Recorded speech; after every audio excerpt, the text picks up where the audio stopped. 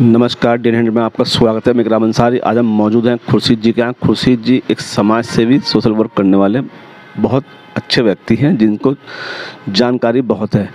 अब हम इनसे जानते हैं मलिन बस्तियों के ऊपर, जो कि उत्तराखंड के अंदर 584 बस्ती हैं।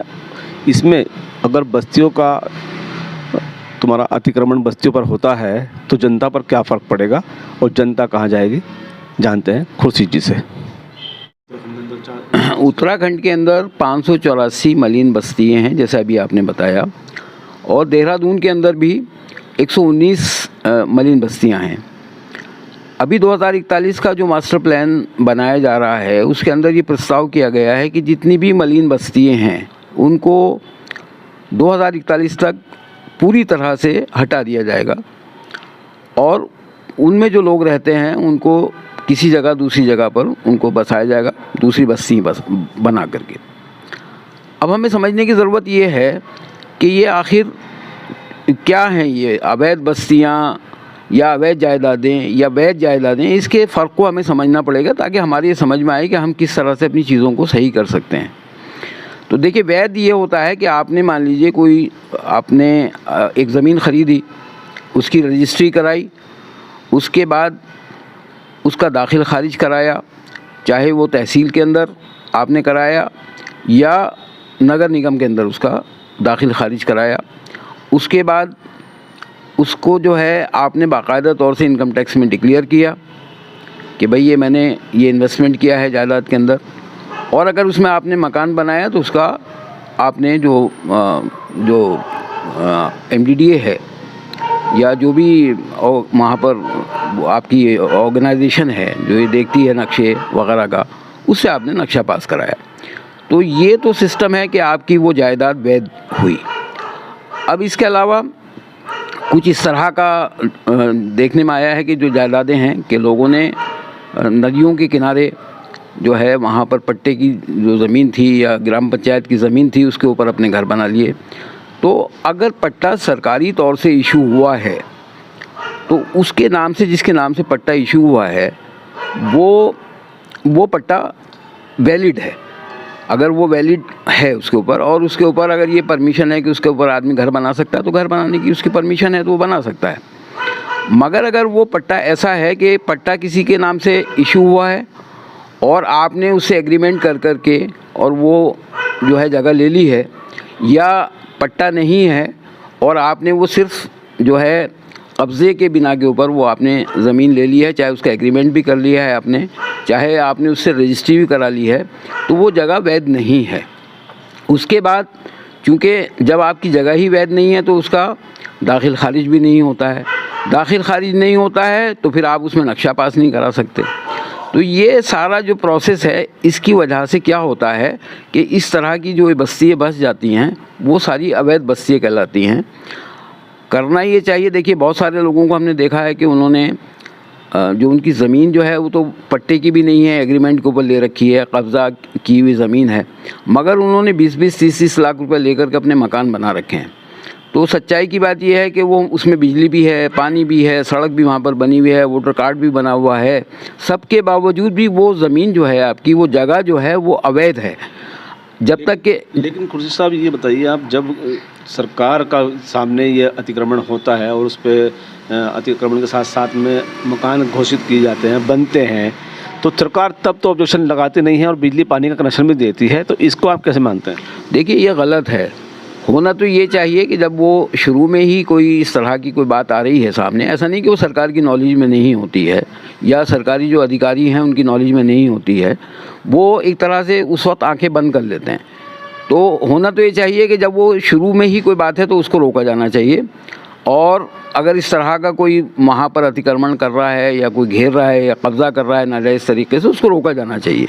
फिर उसके बाद जब वो सब कुछ हो जाता है, कब्ज़ा भी हो जाता है, उसमें बिजली का कनेक्शन भी हो जाता है, पानी का कनेक्शन भी हो जाता है, सड़कें भी बन जाती हैं, वोटर कार्ड्स भी बन जाते हैं, वो बिल्कुल वहाँ पे ये हो जाता है कि हम यहाँ पर रह रहे हैं, उनका घर का बाकायदा तौर से रजिस्ट्री वो भी हो जाता है सब कुछ।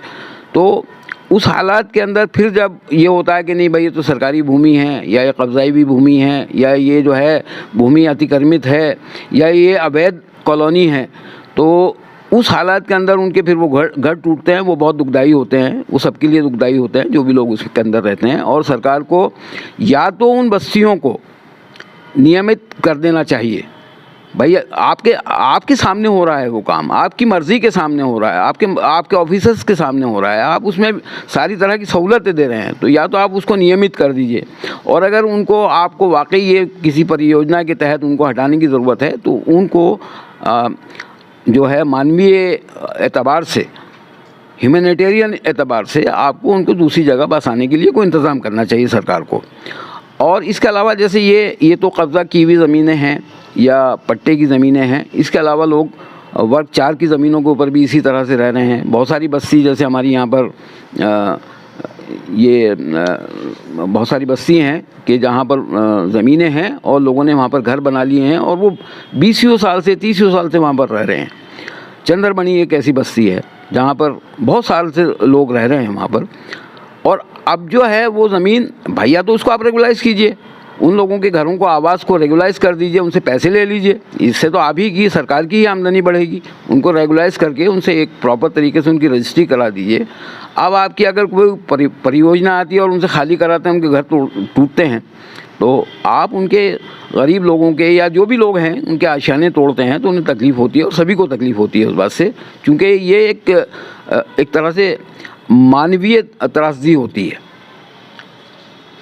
दूसरी बात ये है कि जैसे कि हमारे हिंदुस्तान के अंदर और बाहर के लोग भी यहाँ रह रहे हैं, उनको भी पट्टे घोषित किए गए हैं, तो इसमें जब यहाँ जनता जो है हिंदुस्तान की है तो उसके लिए उतार चढ़ाव क्यों आता है?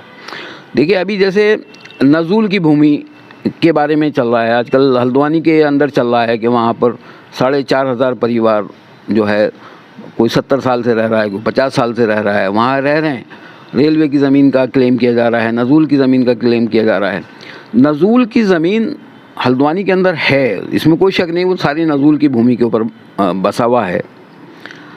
मगर ये जो बसा है, अब इनको बसने दीजिए, और जब वो पूरी की पूरा शहर बस गया है वहाँ पर, तो उसको रेगुलाइज़ कर दीजिए, उनके नाम से रजिस्ट्री करा दीजिए। उनके जो जिन लोगों के भी उसके अंदर मकानात हैं या जो भी जगहें हैं, उनकी आप अगर रजिस्ट्री करा करके उनको स्वामित्व तो दे देंगे और उनको भूमिदरी घोषित कर देंगे तो वो झगड़ा ख़त्म हो जाएगा। और वो ऐसा नहीं है कि वो वहीं पर है।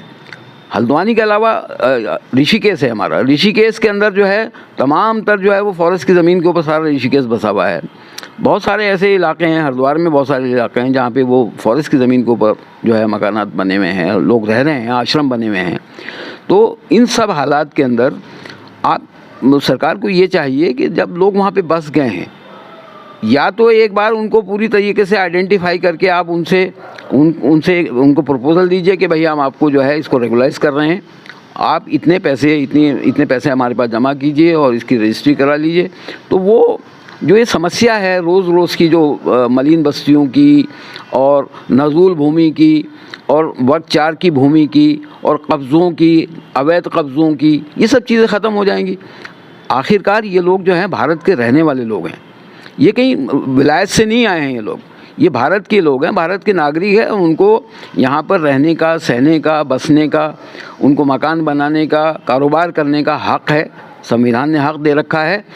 जब आप दिल्ली के अंदर हज़ारों बस्तियाँ रेगुलाइज़ कर सकते हैं, तो उत्तराखंड के अंदर ये 584 बस्तियाँ रेगुलाइज़ करके इस चैप्टर को एक बार के लिए क्लोज़ कर दीजिए और जो है उन लोगों को चैन अमन से रहने दीजिए। मेरी सरकार से गुजारिश है।